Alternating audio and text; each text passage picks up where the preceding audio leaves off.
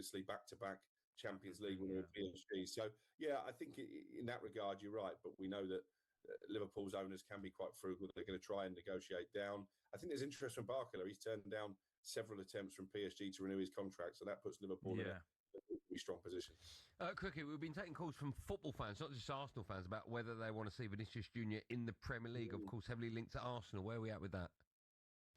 Well, if this deal is going to happen, I think it is a big if at this moment in time, because we know that Jose Mourinho is pushing to keep him. Ideally, Real Madrid, I think, would still like to extend his contract. But if that doesn't happen, then they put themselves in a dubious position. What we do know is that Arsenal are willing to break the bank in terms of wages. He would be the highest paid player in their history. Would go above the 300 odd grand a week they're paying Bukayo Saka.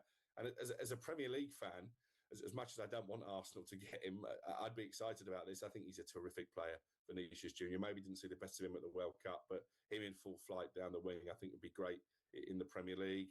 And I think it shows where Arsenal's ambitions are at.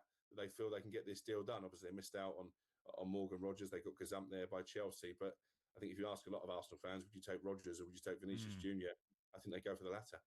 Crookie, I just had a thought, and it could be wrong here. Is there? Dangerous choice. I know that's why I was worried, especially when I was talking. Hold on, let me put